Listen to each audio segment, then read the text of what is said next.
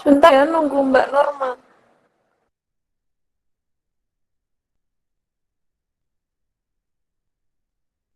Oh iya Mbak,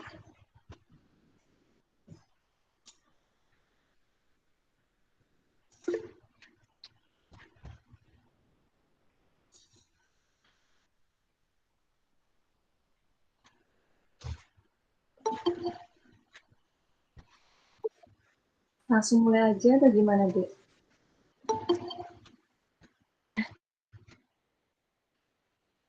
langsung share screen-nya aja. Ya, bentar, Dek.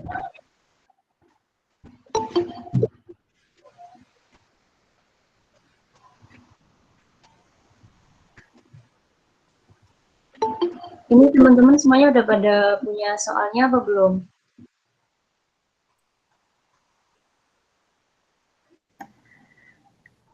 Ada, Mbak. Sudah, Mbak. Oke, bisa dibuka ya soal yang tahun kemarin ada 2019, 2020.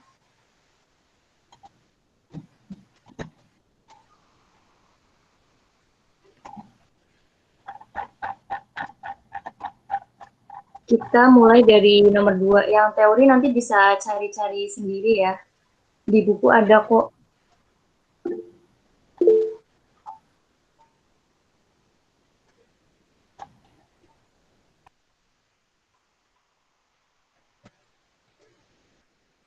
Ini tadi udah pada berdoa apa belum?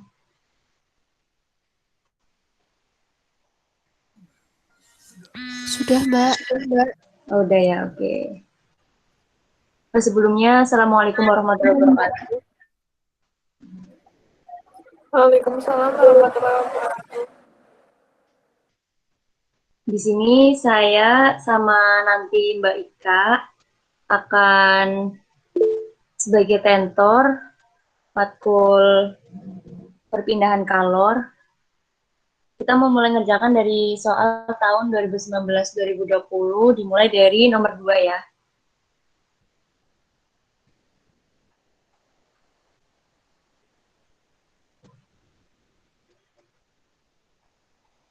Bisa dibaca dulu soalnya. Di situ ada udara bersuhu 25 derajat Celcius mengalir di atas permukaan plat panas yang terbuat dari baja karbon berukuran 50-75 cm dan tebalnya 2 cm. Kemudian terdapat koefisien perpindahan panas konveksinya 25 dan juga konduktivitasnya 43 pada suhu 250. Terus ada kilang panas secara radiasi sebanyak 300. Tentukan suhu pada sisi lain dari plat tersebut.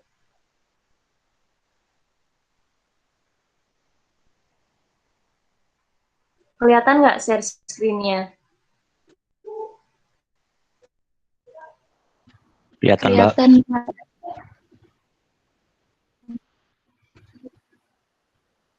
Oke, di sini jadi nomor 2 itu ada panas konduksi dan juga ada panas konveksi ya.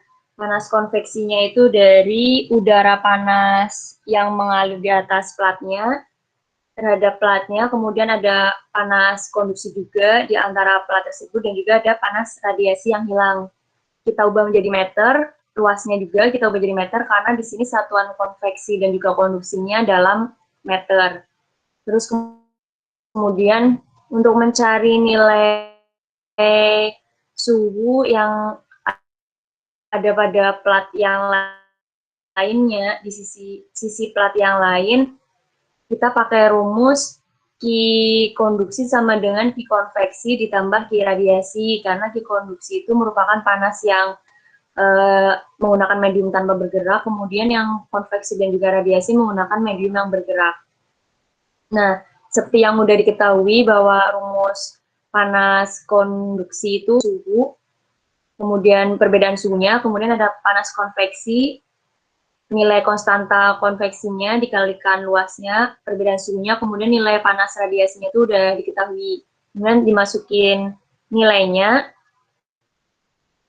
sudah diketahui semua nilainya, kemudian nanti didapatkan T di suhu di sisi yang lainnya sebanyak 24,99 derajat Celcius. Di sini suhu dari sisi yang lain secara logika nilainya harus di bawahnya T udara yang mengalir di atas plat yang langsung bersentuhan dengan udara panas. Maka untuk sisi yang lainnya, secara logika maka suhunya akan di bawah suhu yang tepat di bawahnya udara panas. Gitu. Mungkin ada yang Mbak Ika mungkin mau nambahin? Belum, Mbak. Lanjut. Oke. Gimana dari teman-teman yang lain? Paham nggak? Mbak mau nanya Mbak, Ya, Mbak Norma, iya, masuk. maksudnya apa namanya? Platnya itu bentuknya gimana Mbak? Kok tadi bilangnya otomatis lebih rendah daripada yang sisi satunya?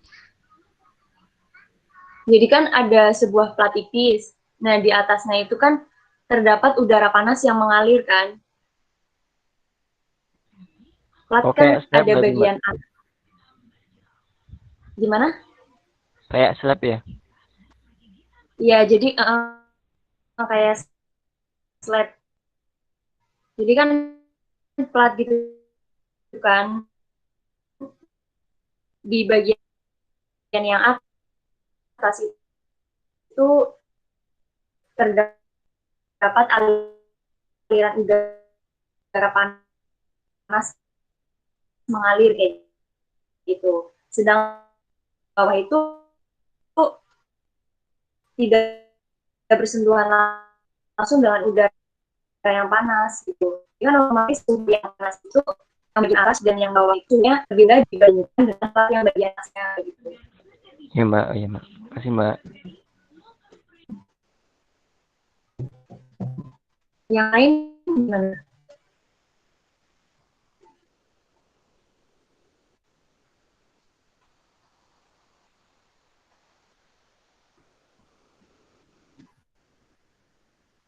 Oke. Ini atau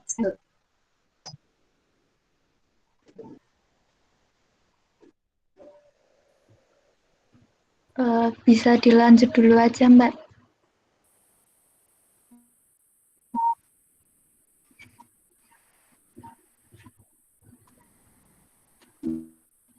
oke.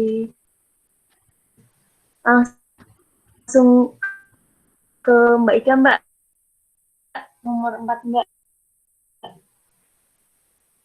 Kita Ini nomor 4 dulu lanjut ya? nomor 4 dulu ya.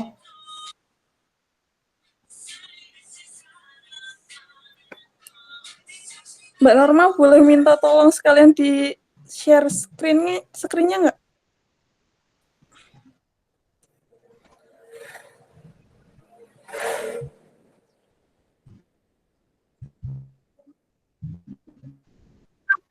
Halo?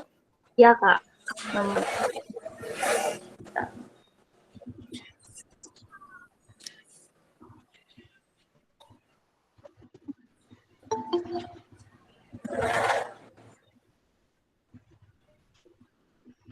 Udah, Kak. Mas,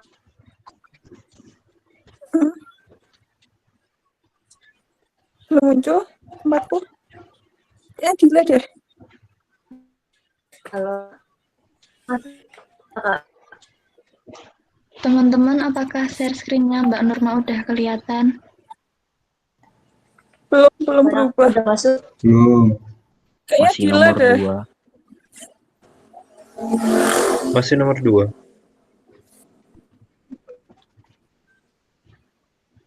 Oh, iya. Ini. Yang lain udah iya pada bisa lihat nggak?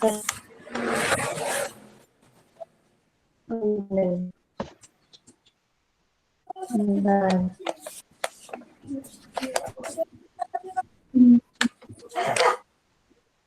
Coba dari Sabrina share screen.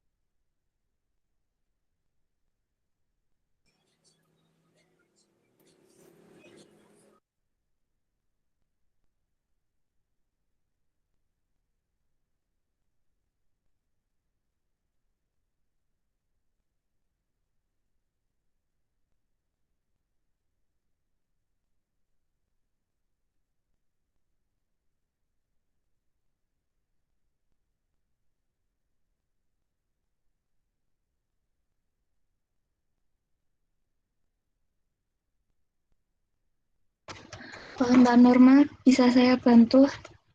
Kalau yang share screen aku gimana? Coba ya. Minta tolong ya. Iya, Mbak. Kayaknya ini Mbak Normanya kayaknya Keluar ya. ya kayaknya live.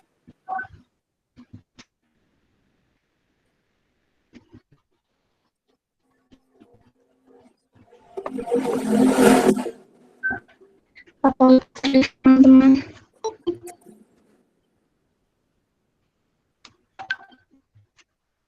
Nomor 4 deh, minta tolong. Oh ya.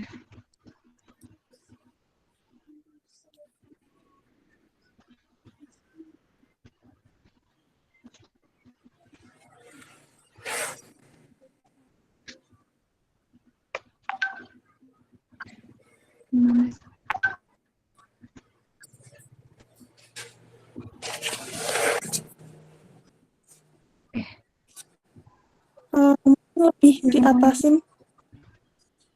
Yang mana, Mbak? Yang tadi betul, tapi agak ke atasin tadi udah. Oh, Tadi itu step terakhir. ini 3. Lanjut. Nomor 4. Mungkin sambil bacain soalnya ya.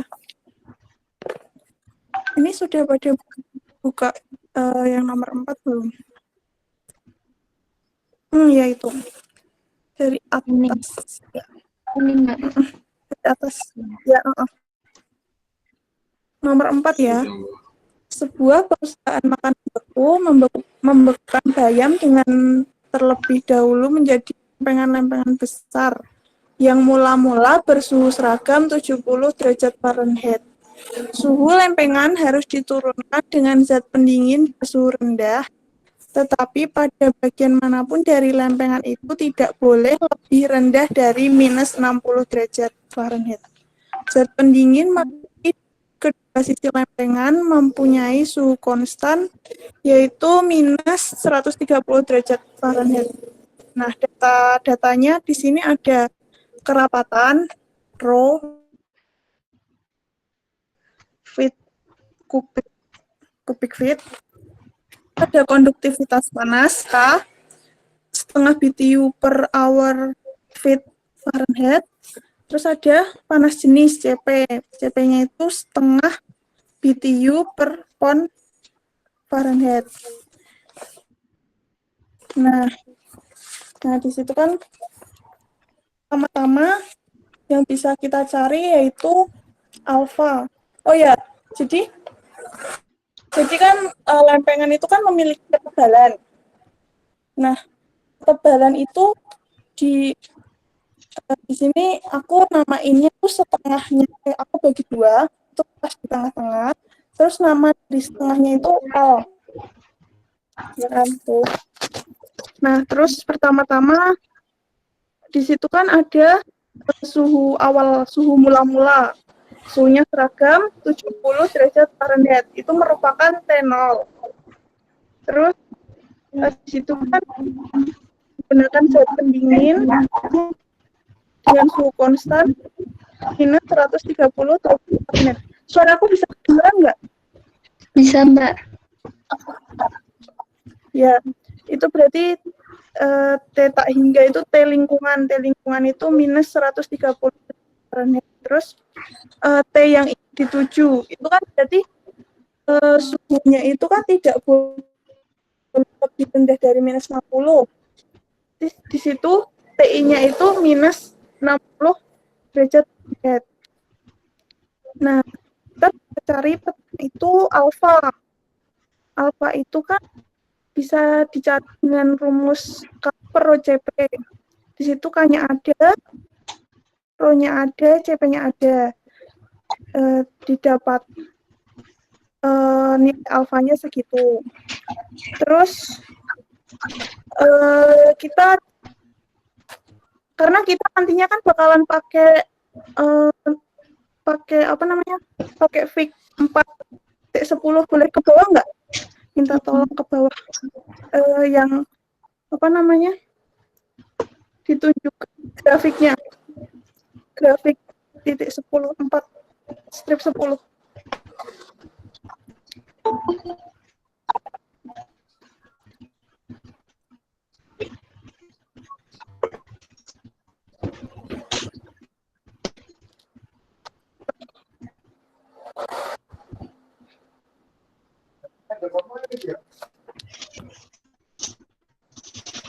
Enggak, sudah.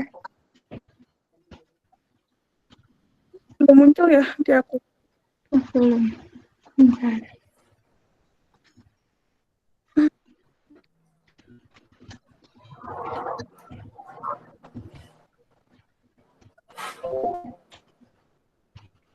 Apa udah muncul sekarang? Belum deh. Ini malah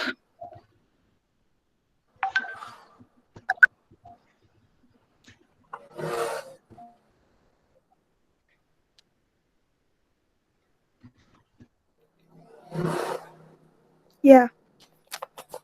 Boleh di zoom nggak? Boleh minta zoom. Ini teman-teman udah pada punya ini belum ya?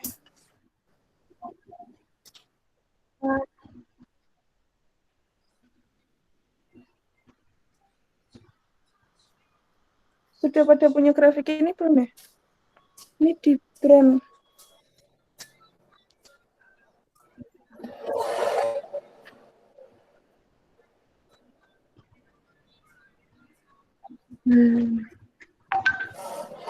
Belum ya berarti? Belum, Mbak.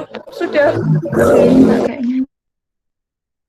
Sudah pada punya grafik ini belum?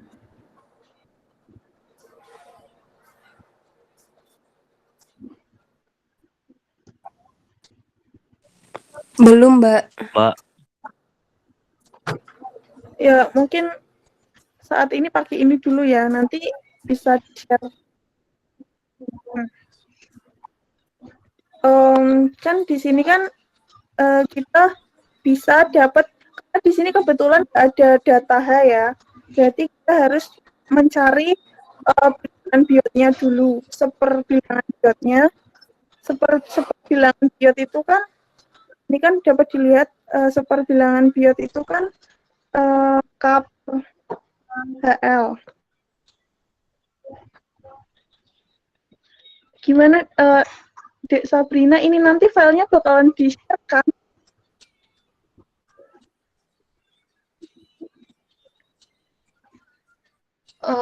Kalau pembahasannya enggak, Mbak. Tapi kalau grafiknya nanti bisa. Itu. Jadi tadi ada yang tanya, Teman-teman, apa tidak? Oke, pembahasannya lanjut. Di sini nanti kan bisa di screenshot atau di ini aja ya. Di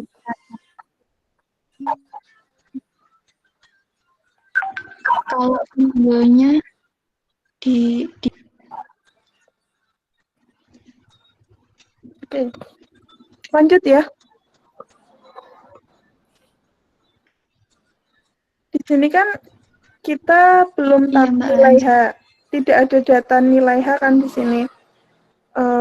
Maka yang kita cari di sini adalah seperbilangan biot. Seperbilangan biot itu kan K per HL. Nah, untuk mendapatkan itu kita harus mencari theta per theta 0. Theta per theta 0. Selain theta per theta 0, kita harus tahu juga nilai X per L-nya. Oke, mungkin boleh ke atas lagi, karena tadi udah tahu. Ini grafiknya ini. Terus kita ke atas lagi. Minta tolong ya, Dek.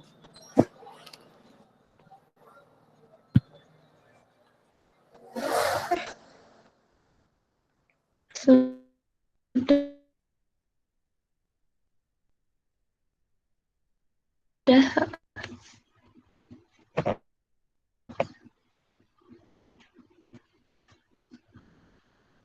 apa sudah terlihat, teman-teman?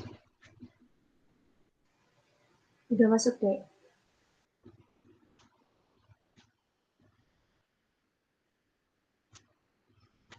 Teman-teman, apa sudah terlihat? Sudah.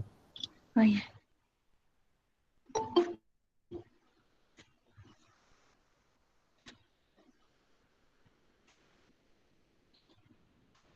Mbak Ika atau Mbak Norma bisa dilanjut. Sorry, tadi mic-nya aku matiin. Boleh minta tolong diatasin?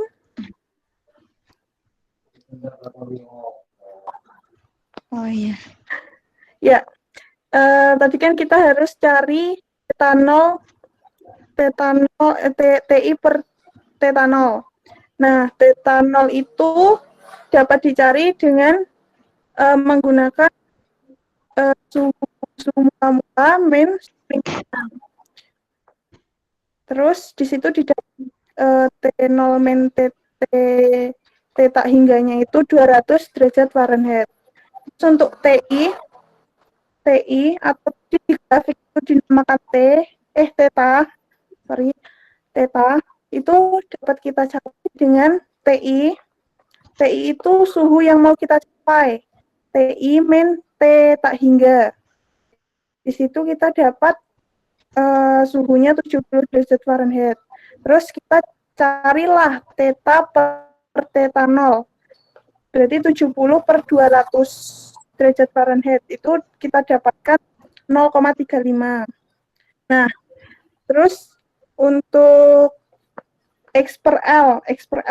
Ini penjelasannya itu kan di sini kan tadi dijelaskan bahwa suhunya itu tidak boleh lebih rendah dari minus 60 derajat Fahrenheit.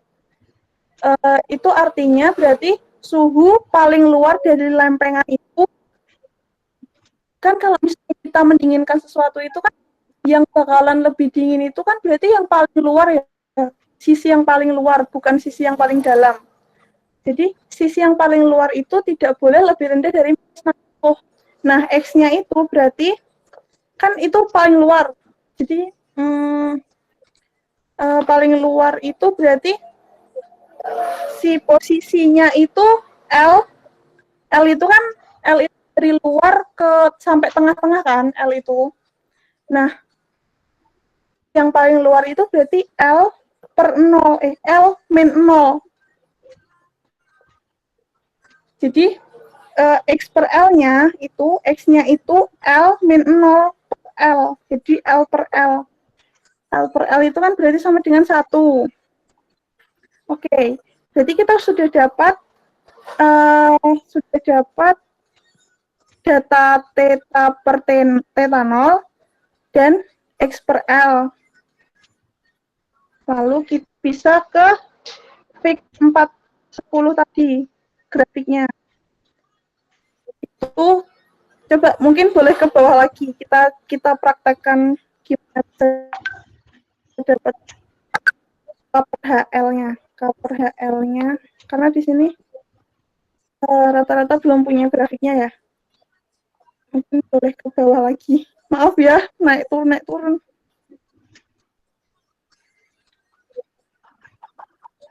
Enggak apa-apa, Mbak. Sudah, Mbak, ini.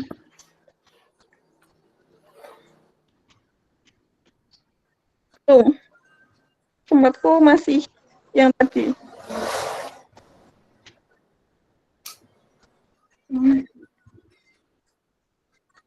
Aduh.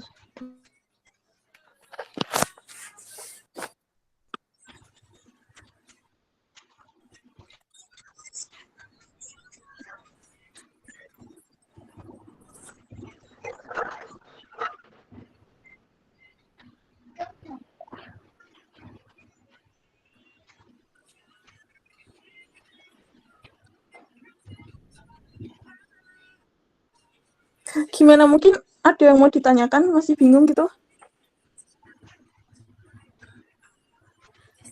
Maaf Mbak, mau tanya.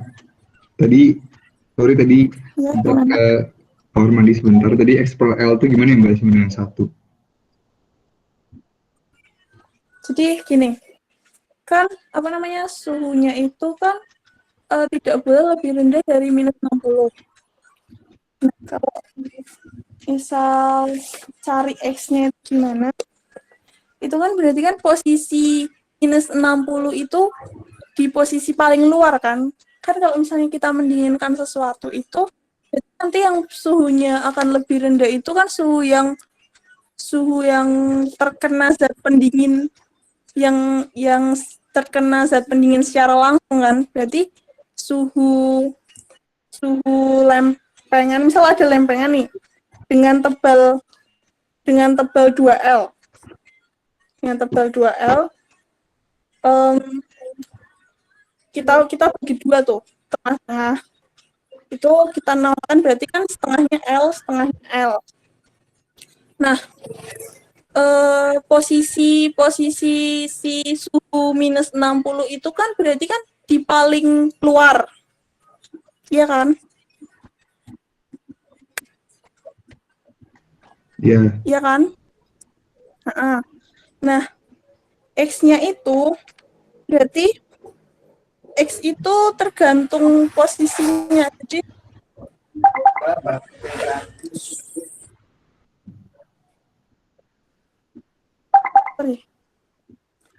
berarti posisi itu kan ada di posisi paling luar. Jadi X-nya itu sama dengan L min 0.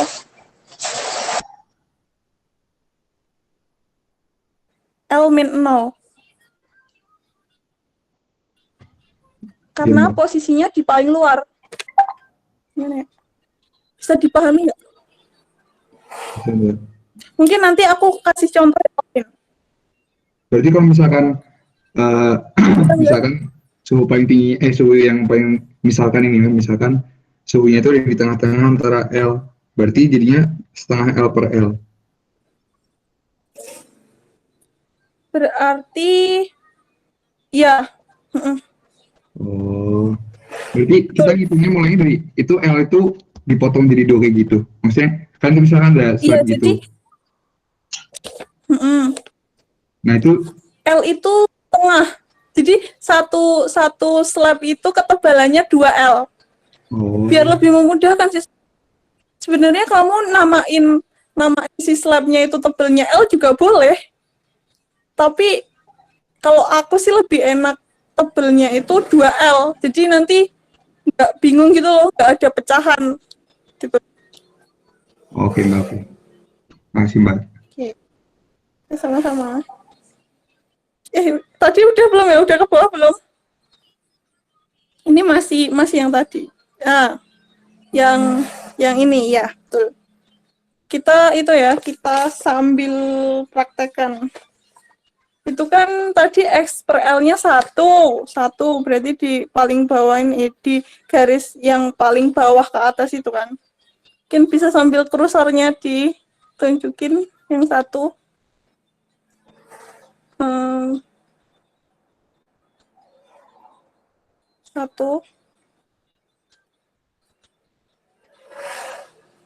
Ya, yang 1 itu pokoknya yang 1. Yang garis melengkung yang paling bawah itu. Terus di sini kan kita udah dapetin nilai theta per theta 0. Theta per theta 0-nya tadi 0,35. Berarti 0,35. Ini kursornya boleh minta tolong sambil dihitung nggak? Sambil ditunjuk-tunjuk biar kelihatan.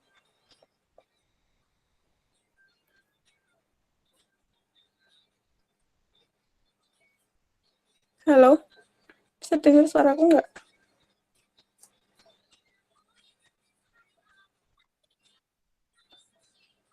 Ya, kursornya boleh minta tolong sambil ditunjuk-tunjuk ya. Theta per theta 0-nya itu kan 0,35. 0,35. Ya, terus ditarik ke X per L-nya itu yang 1. Nah, terus ke bawah. Ini mungkin kalian nanti kalau misalnya nyari mungkin bisa beda ya jawabannya sama perhitunganku, karena ini kan tergantung pembacaan kalian. Nah, kalau aku tuh dapatnya 0,25. Kayaknya bisa beda itu. Soalnya aku tadi nggak begitu, itu cuma sekilas, kurang teliti mungkin. Kalau aku dapatnya 0,25, tapi pembacaannya kayak gitu. Nah, oke, sekarang kan udah dapat K per HL-nya atau seperbiotnya kan udah dapat itu 0,25. Anggap 0,25 ya, mungkin kalian bisa beda. Tapi selisihnya mungkin nggak banyak. Itu tadi 0,25. Terus kita ke Fig 4 strip 7. Di situ kita bisa cari alfa T per L kuadrat. Nanti untuk mencari berapa sih L-nya kayak gitu. Duh, ininya balik lagi. Belum itu ya. Nah, ini pakainya slab ya. Soalnya di situ bisa ada 3. Ada yang silinder, ada yang bola, ada yang slab, ada yang slab. Ini yang slab. Nah, di situ kan ada, kita harus tahu T0 per theta per T0. Kurang jelas ya itu ya. Iya, Mbak. Mungkin nanti apa namanya? Nanti ku fotoin yang lebih jelas. Atau sebenarnya ini ada di buku Brown ya kayaknya. Brown. Nanti aku fotoin yang lebih jelas ya. Itu kurang jelas. Ini teman-teman belum ada yang punya grafik ini ya? Belum, Mbak. Belum. Oke, nanti ku cari yang lebih jelas. Di situ kita pakai theta 0 per TI. Theta 0 per theta I. Terus kita pakai apa namanya tadi yang kita cari seperbiot tadi. K per HL. K per HL itu garisnya yang melengkung itu.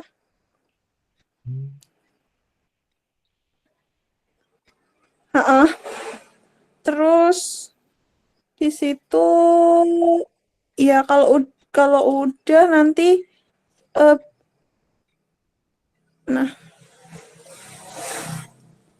nanti bisa mendapatkan Fourier. Bilangan Fourier itu sama dengan alfa T-nya waktu, alfanya tadi K per CP, terus per L kuadrat. Nah, di sini kan theta 0 per TI ya. Theta 0 per theta I. Theta 0 per theta I itu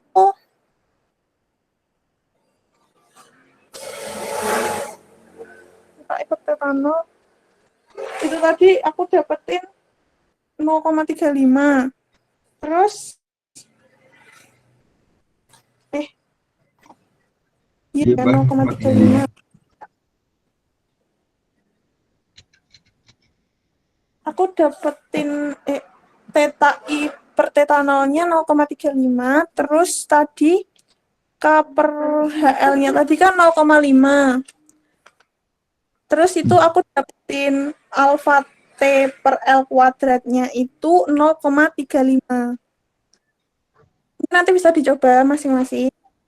Nah, setelah kita dapat bilangan Fourier itu 0,35, berarti kan kita bisa dapetin L-nya 0, mungkin bisa kembali lagi ke atas tadi, kita cukup yang grafiknya ke atas.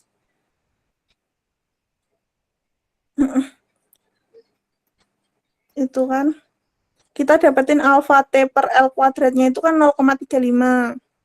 Nah, alfanya itu kita tadi udah hitung. Alfa itu dari K per CP. Ada semua datanya, K-nya setengah, rho-nya 5 pound per cubic feet, terus CP-nya setengah BTU per hour feet Fahrenheit. Nah, didapatlah alfanya itu tadi 0,2 kan. 0,2. Terus T-nya di sini kan tadi di soal kan disebutkan bahwa 60 menit. 60 menit kita jadikan jam karena di situ menyesuaikan satuan dari alfa. Itu kan pakai hour, pakai jam. Jadi kita jadiin jam satu jam terus per L kuadrat. Nah, L kuadrat itu berarti kita bisa dapatkan. Aku dapetin L-nya itu 0,4472 feet. Nah, tapi jangan lupa, tadi kan L-nya itu kan setengah dari ketebalan. Jadi kalau misalnya ditanyakan berapa tebalnya, kita harus kaliin 2. Ya gitu. Jadi tebal si lempengan bayam tadi itu maksimalnya segitu 0,8944 feet. Untuk menghasilkan suhu yang nggak boleh lebih rendah dari minus 60 derajat Fahrenheit. Kayak gitu. Mungkin ada yang ditanyakan?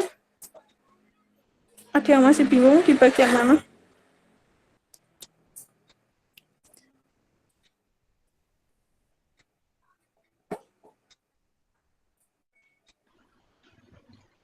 Gimana teman-teman? Apa ada yang ditanyakan?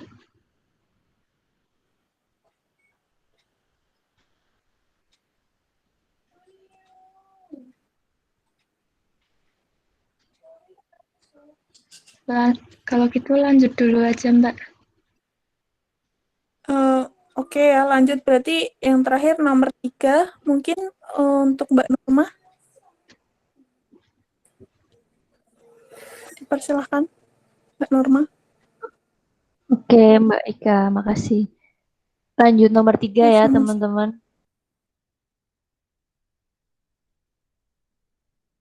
Mungkin bisa dibaca dulu soalnya.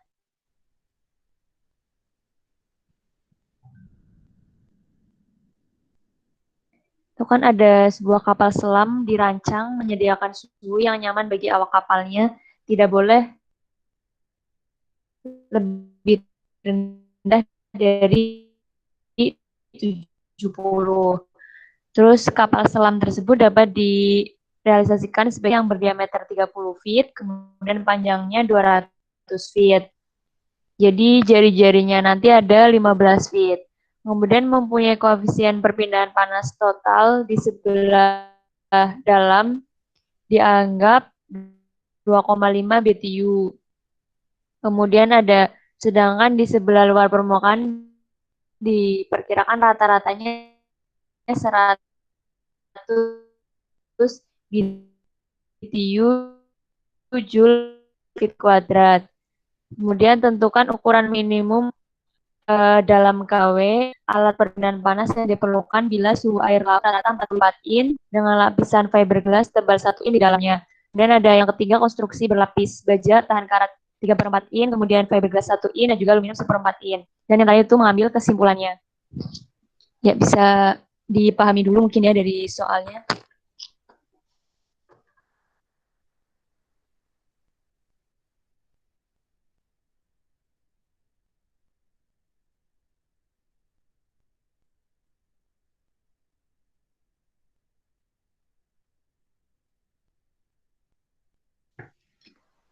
Langsung masuk ke yang A ya, mempunyai ketebalan isolasinya itu dengan bahan aluminium setengah in. Nah, dari gambar di sini terdapat R yang pertamanya, R1-nya itu R yang tadi sudah diketahui yaitu dengan diameter 30 feet, maka R yang pertamanya itu 15 feet. Nah, kemudian ditambah ketebalan aluminium setebal setengah in. Kemudian setengah in ini kita ubah menjadi feet, dibagi dengan 12, maka hasilnya 0,04 sekian feet. Untuk R2-nya nanti 15 feet ditambah 0,0416 feet. Nah, untuk mencari hambatan, di sini kan ada 3 hambatan. Kalau misal isolasinya itu hanya satu bahan. Hambatannya 3, R1, R2, dan juga R3. Kemudian untuk suhu bisa dibesarin lagi nggak, Dek? Kurang kelihatan jelas kayaknya. Ya. Kemudian untuk suhu di dalamnya itu tidak boleh kurang dari 70 dan suhu di luarnya itu 45 derajat. Nah, kemudian di sini H-in-nya diketahui, kemudian H-out-nya juga diketahui. Untuk mencari nilai hambatan yang pertama, kita memerlukan luas di permukaan yang pertama kali langsung 2πr1L karena bentuknya silinder, kemudian masukin angkanya didapat nilai 18.840 feet kuadrat. Nah, kemudian kita di sini mencari hambatan yang pertama, yaitu 1 per H1 dikalikan A1. H-in, maksudnya itu H-in ya. Nah, di sini itu merupakan panas konveksi, maka memakainya itu H, bukan memakai data K. Sampai sini paham nggak?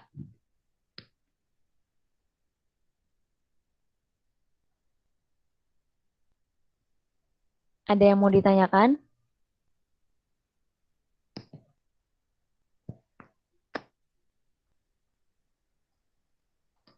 Paham ya, teman-teman, langsung lanjut lagi ya.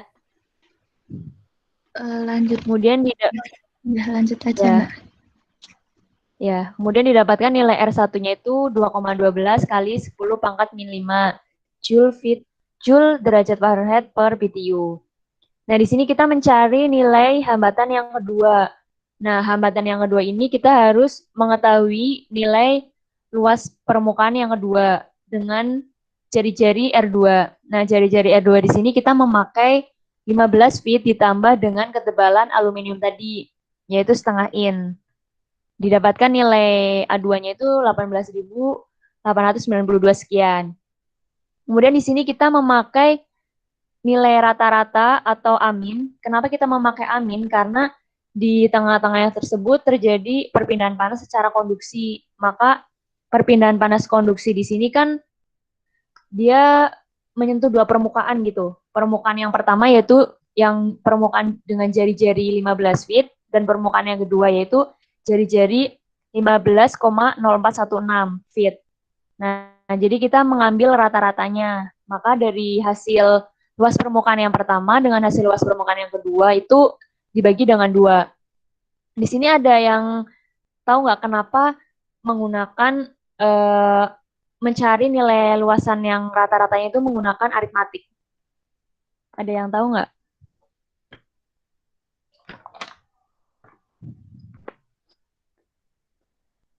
Ini udah pada persiapan belajar belum nih?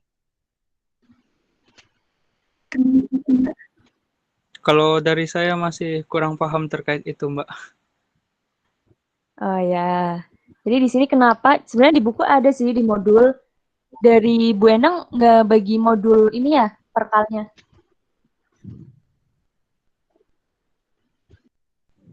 Ada kok, Mbak, modul dikasih Bu Endang. Oh ya, soalnya PPT sih. ya.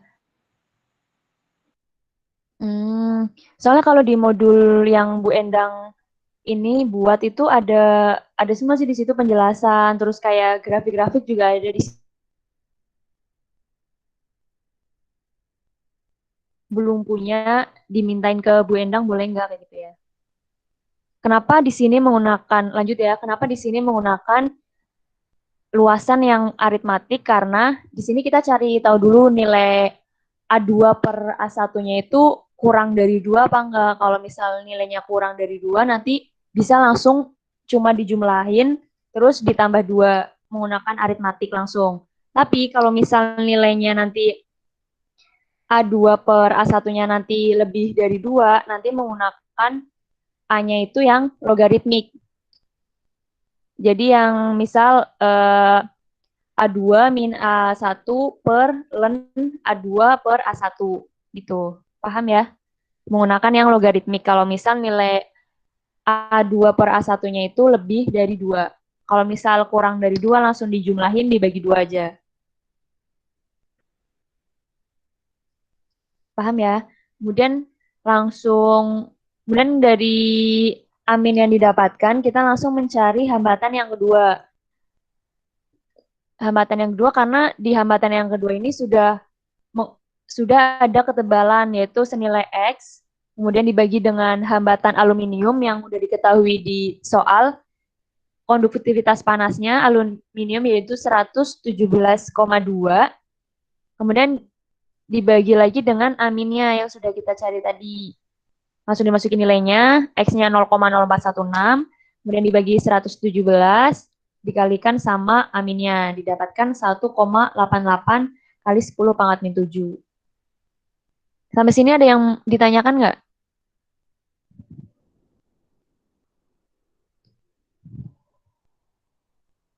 Paham ya? Kita lanjut ke atas nyari.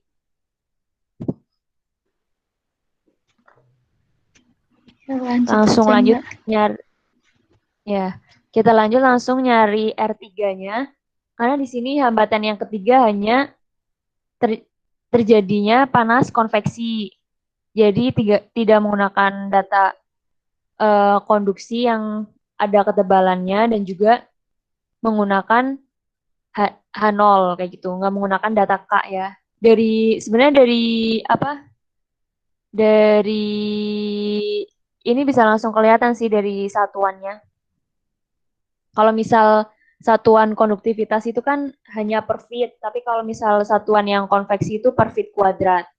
Untuk ngapalin secara mudahnya kayak gitu sih, biar nggak bingung ini ada X-nya atau enggak kayak gitu. Biar nggak bingung.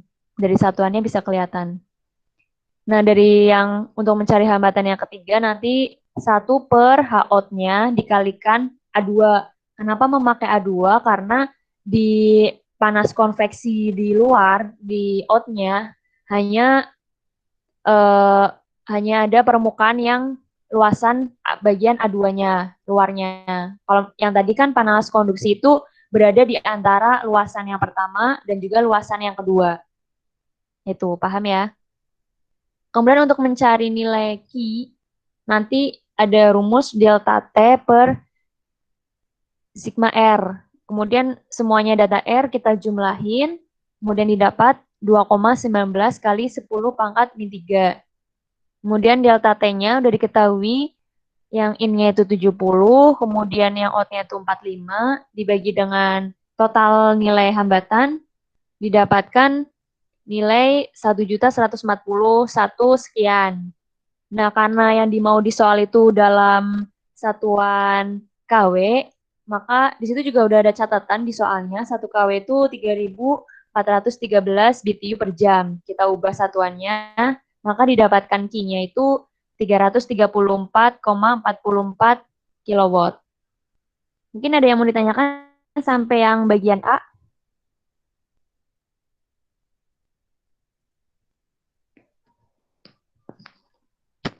Gimana, ada yang ditanyakan atau sudah paham semuanya?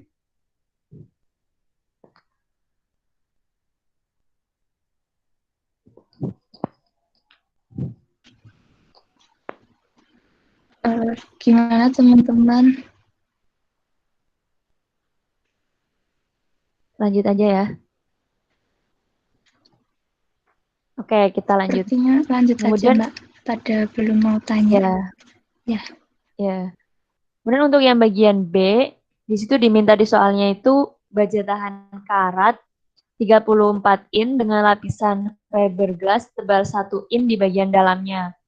Nah, di sini tuh ada 2 pelapis, yaitu ada baja tahan karat, kemudian ada fiberglass juga. Nah, yang diminta di soalnya itu yang fiberglass itu di bagian dalam. Maka untuk bahan yang pertama itu fiberglass terlebih dahulu, terus kemudian baru setelah itu baja tahan karatnya. Nah, maka di sini ada 3 jari-jari. Yang pertama R1 yang 15 feet tadi yang disoal, kemudian R2-nya 15 feet ditambah 1 in tadi. Nah, 1 in itu tadi jangan lupa diubah ke feet. Kemudian untuk R3-nya nanti 15 feet ditambah 1 in ditambah dengan 3/4 in. Gitu. Kemudian kalau misal ada 2 bahan penghambat di sini, hambatannya itu ada 4. Yang pertama ada hambatan R1 yang dipengaruhi oleh konveksi yang ada di dalam kapal tersebut. Kemudian ada hambatan kedua yang dipengaruhi oleh konduksi di bahan fiberglass. Kemudian ada hambatan ketiga, panas konduksi juga, baja tahan karat. Kemudian panas konveksi yang ada di luar kapalnya. Kemudian kita ubah masing-masing satuannya, ada ketebalannya tadi ada 1 in sama 3/4 in, kita ubah ke feet. Untuk mengubah ke feet, jangan lupa dibagi dengan 12. Untuk 1 in itu 0,083, kemudian untuk 3/4 in itu 0,0625 feet. Kemudian R1-nya tadi udah diketahui, yang R1 15 feet, kemudian R2-nya 15,083 feet, kemudian R3-nya 15,1455 feet. Sama kayak yang bagian A tadi, untuk mencari A1-nya itu 2Pi R1L, nilai A1-nya sama, sehingga nanti didapatkan nilai R1-nya juga sama, dengan nilai 2,12 kali 10⁻⁻5 Joule Fahrenheit per BTU. Oke, lanjut.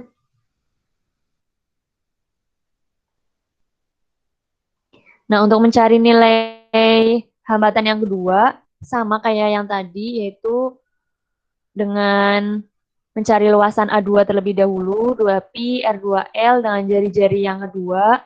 Kemudian karena nilai A2 per A1-nya nilainya kurang dari 2, maka mencari nilai luasan rata-ratanya itu dengan menggunakan aritmatik.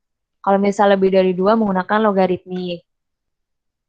Nah, kemudian itu kurang jelas ya.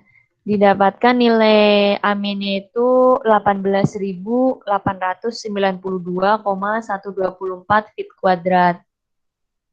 Nah, kemudian dicari nilai hambatan yang kedua, yaitu ada menggunakan ketebalan yang pertama, X1 per K1 kali AM1. Nah, K1-nya ini itu yang punya fiberglass, yaitu 0,022 BTU per Joule feet Fahrenheit. Kemudian dimasukin angkanya, maka didapatkan nilai 1,997 kali 10⁻⁴ Joule Fahrenheit per BTU. Sebenarnya ini pengerjaannya sampai yang C itu sama sih, kayak gini-gini aja. Ini mau dilanjutin jelasin atau mau nyoba ngerjain sendiri? Sebenarnya sama sih kayak gitu-gitu.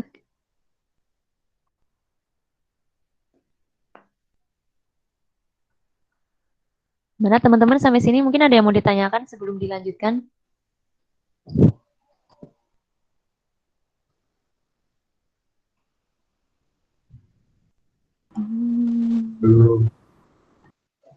Belum ya, paham ya. Terus sama untuk mencari nilai hambatan yang ketiganya juga kita mencari luasan di permukaan yang ketiga dengan jari-jari R3. Terus kemudian kita mencari nilai luasan rata-rata lagi, yaitu dari luasan rata-rata luasan yang ketiga dan juga luasan yang kedua. Karena nilai hambatan yang ketiga ini di antara luasan tersebut.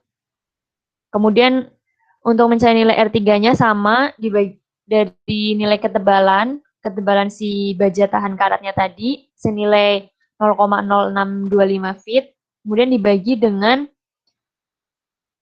konduktivitas panasnya si baja tahan karat, yaitu 8,1 BTU Joule feet Fahrenheit. Jangan lupa dikalikan dengan nilai luasan rata-rata yang antara A3 dan A2. Kemudian didapatkan nilai hambatannya itu 4,06 kali 10⁻⁷ Joule Fahrenheit per BTU.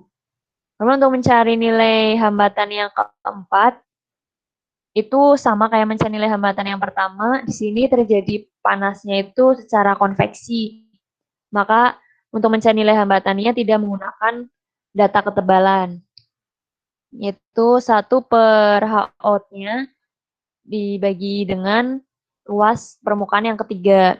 Untuk nilai H-out-nya diketahui 100.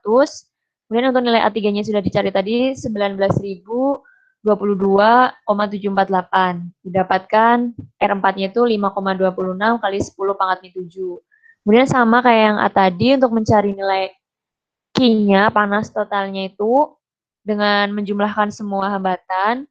Kemudian untuk mencari panasnya delta T per sigma R. Nah, didapatkan nilai Q-nya itu 32,995. Nah, kenapa di sini data hasil panas totalnya itu lebih kecil? Karena semakin banyak hambatan, maka nanti nilai perpindahan panasnya akan semakin kecil. Itu. Paham ya nyampe sini? Kemudian kita langsung lanjut. Oke, kita langsung lanjut yang C. Nah, di sini ada 3 pelapis di kapal, yaitu ada baja tahan karat 3/4 in, kemudian ada fiberglass 1 in, dan ada aluminium 1/4 in di dalamnya.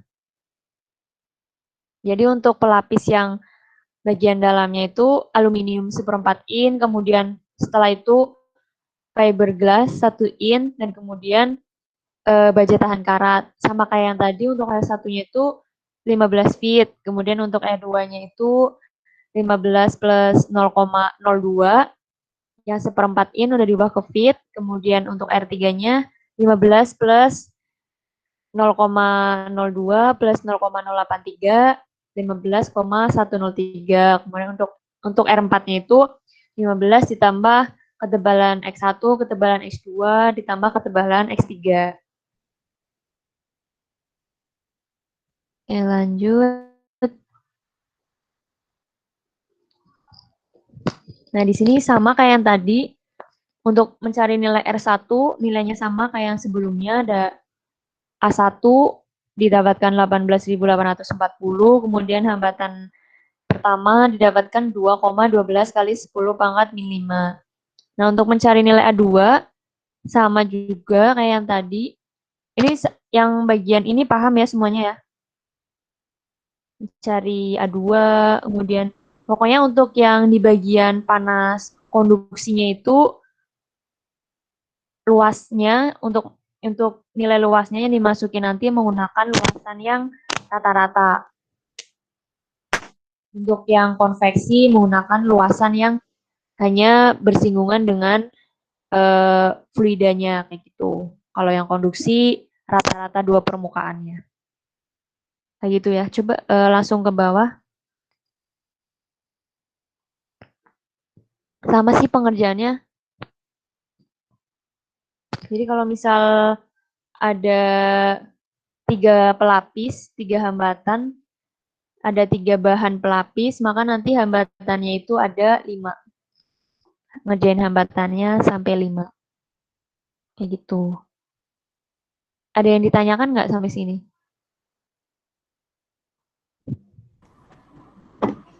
Belum. Tapi kalau misalkan Ya, udah pada kalau misalkan penempatan ini aku balik sebenarnya nggak ngaruh kan jawabannya. Maksudnya kayak misalnya ini yang C. Yang C kan baja karat di luar ya kan, karena dia di laut pasti kita mikirnya di luar. Nah kalau misalkan isolasi sama fiberglass sama aluminiumnya ketukar, jawabannya harusnya sama sih. Hasilnya beda sih, Dek. Itu sebenarnya pemahaman masing-masing dalam apa ya? Kayak kalau misal diminta dari soal itu kan aluminium 1/4 in di bagian dalamnya kan, di dalamnya. Otomatis kan yang aluminium itu yang paling dalam di pelapisnya kayak gitu. Kalau misal balik-balik nanti hasil totalnya juga beda. Oh beda kalau misalnya dibalik? Beda, hasilnya beda. Beda tapi cuma nggak jauh sih, bedanya dikit aja. Oke, makasih Mbak. Dari hasil pengerjaan ini yang udah A, B, sama C, dari Fadil untuk menjawab kesimpulan yang D apa kira-kira? Jawabannya D. Nah, kan yang D itu diminta tuh kesimpulan dari apa yang saudara dapatkan dari ketiga konstruksi tersebut. Kira-kira apa yang didapat? Yang aku dapatin nilai yang paling kecil yang C, soalnya hambatannya paling banyak. Iya sih, iya kan? Tapi kalau misal disuruh milih konstruksinya yang mana? Konstruksi yang paling bagusnya. Konstruksinya yang paling bagus yang A. Soalnya dia paling ringan. Maksudnya cuma aluminium doang, satu doang, nggak banyak macam-macam.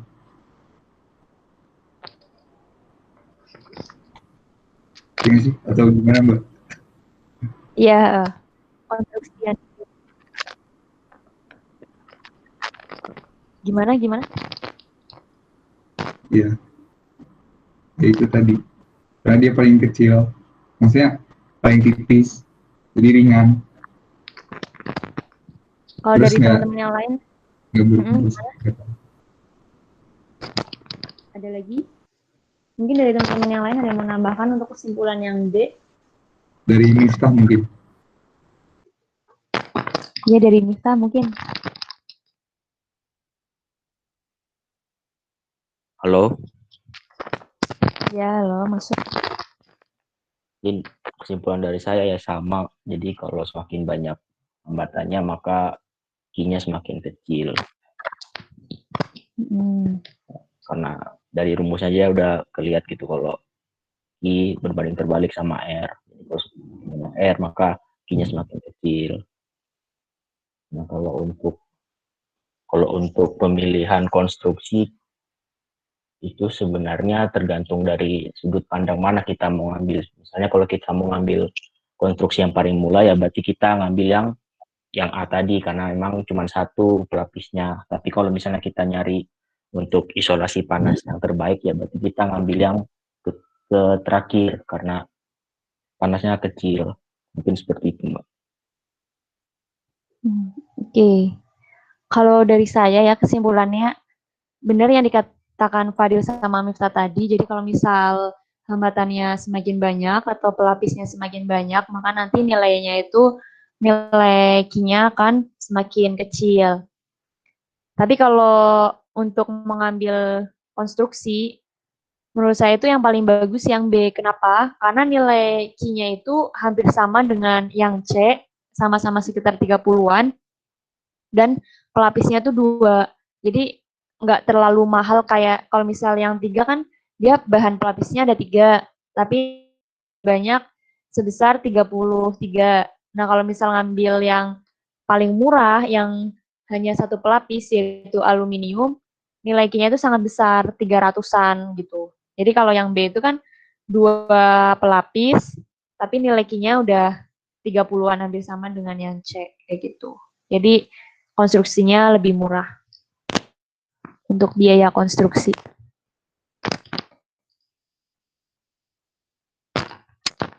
Mungkin sampai sini ada yang ditanyakan nggak?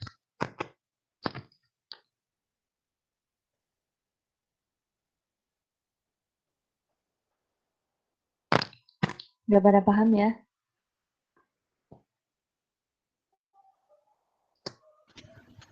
Kalau Mbak, Iya? mau nanya Mbak, Iya. untuk perhitungan luas rata-ratanya ini apakah kita harus selalu menghitung dia lebih besar dari 2 apa mana Mbak? Iya, jadi itu sebagai syarat untuk mencari nilai rata-ratanya. Itu udah ada syaratnya kayak gitu. Jadi untuk jadi kita menghitung dulu nilai A3 per A2-nya. Misal nih ya, A3 per A2 nilainya tuh kalau misal kurang dari 2, bisa langsung menggunakan aritmatik. Kayak gitu. Tapi kalau misal nilainya lebih dari 2, otomatis kan kita harus mencari nilai yang benar-benar benar-benar detail gitu, biar lebih tepat gitu nilainya. Maka lebih tepat menggunakan logaritmik, karena nilainya lebih dari 2. Kalau misal langsung menggunakan logaritmik itu malah lebih baik sebenarnya. Kan ketepatan hasilnya lebih akurat kalau misal menggunakan yang logaritmik. Kayak gitu. Tapi diperbolehkan kalau misal nilainya kurang dari 2, langsung menggunakan pembagi aja di jumlah terus dibagi 2 itu nggak apa-apa. Tapi itu udah syarat juga.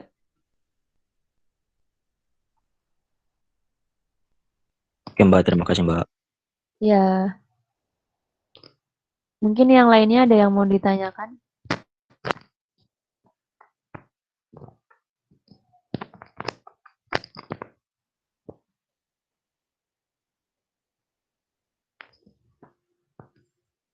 Oke, paham ya semuanya?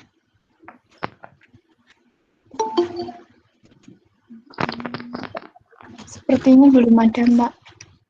Dilanjutkan aja dulu.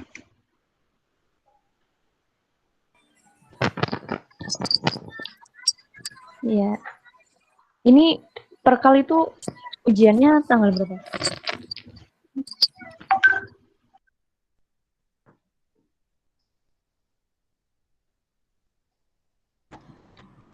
Belum dicek lagi sih, Mbak. Kan dicek.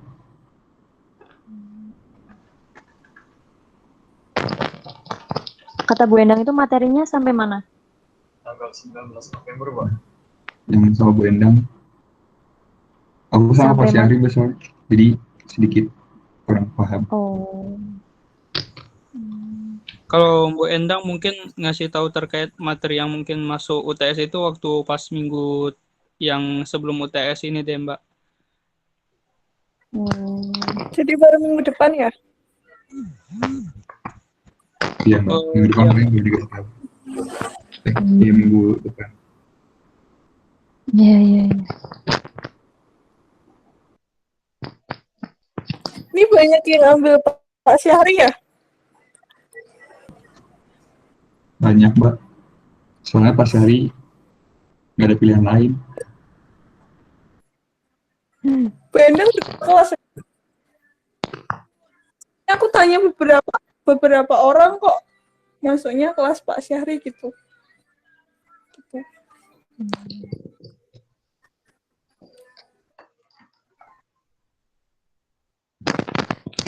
Nanti buat yang pertanyaan teori-teori itu yang nomor 1 tuh ada semua kok di modulnya Bu Endang. Mungkin yang buat kelasnya Pasari nanti minta ke anak yang kelas Bu Endang ya. Itu modulnya tuh udah lengkap sih, di situ ada contoh-contoh soalnya juga. Terus buat grafik-grafik juga di modulnya Bu Endang ada semua. Termasuk grafik yang tadi itu di modul Bu Endang ada semua. Iya. Yang kelas Bu Endang nggak dibagi juga ya tadi buat modulnya?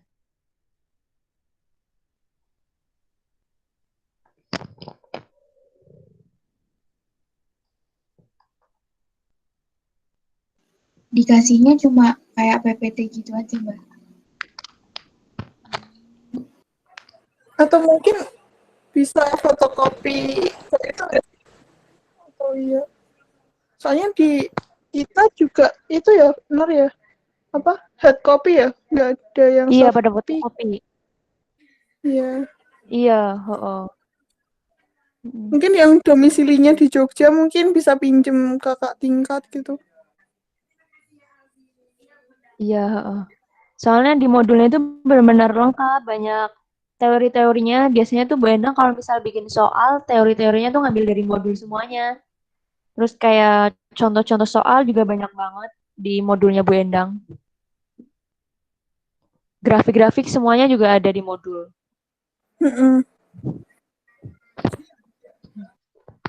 Jadi mungkin buat teman-teman yang ada di Jogja bisa minjem ke cutting, pasti rata-rata tuh pada punya modulnya. Kalau enggak, misal ada ketua kelas dari kelasnya Bu Endang, kalau misal boleh sama Bu Endang minta modulnya gitu, soft file boleh nggak Bu gitu. Atau kalau mau yang lebih usaha, di-scan satu-satu gitu. Ya bener, mungkin ada yang koordinasi tuh, mungkin dari ini Departemen Pendidikannya scan modulnya Bu Endang nanti di-share ke teman-teman, bisa juga.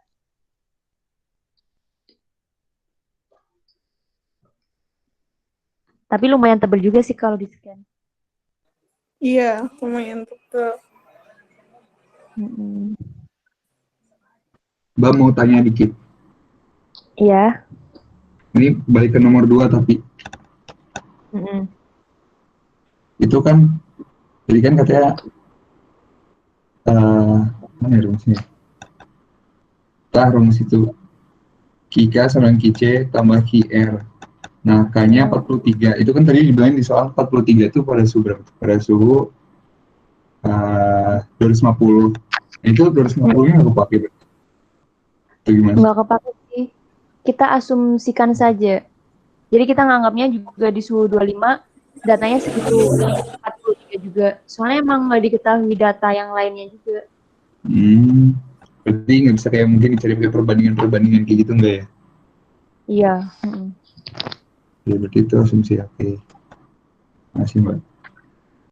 Oke.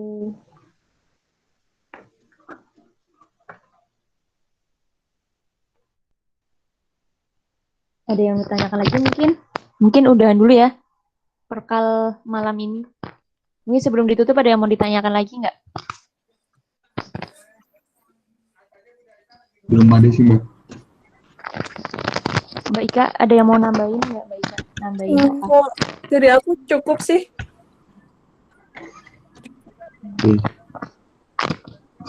Oke, teman-teman semuanya udah ya, nggak ada yang ditanyakan lagi.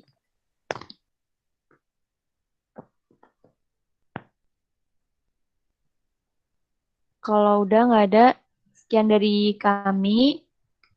Terima kasih buat malam ini. Semoga ilmunya bisa bermanfaat. Semoga besok semuanya ujian perkalnya lancar.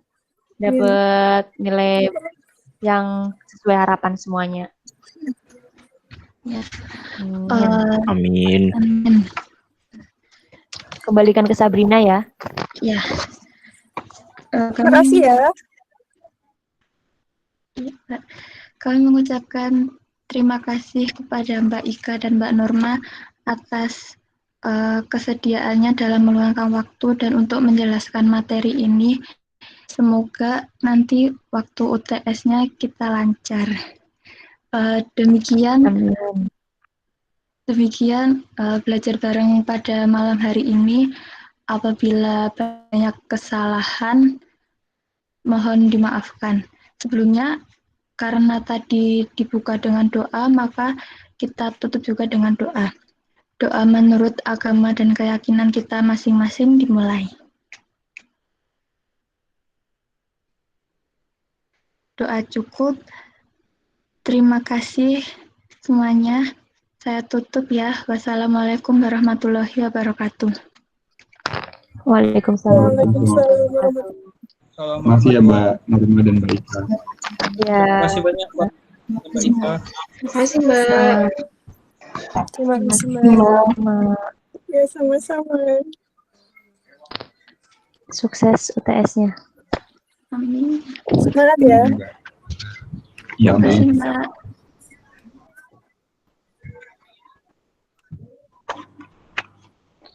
Semangat lagi KL juga ya 18 ya? Iya, KL online. Itu kapsul yang diganti nama jadi KL. Mbak Norma mungkin lagi di Jogja ya ini. Sepertinya modulnya nggak dipakai loh.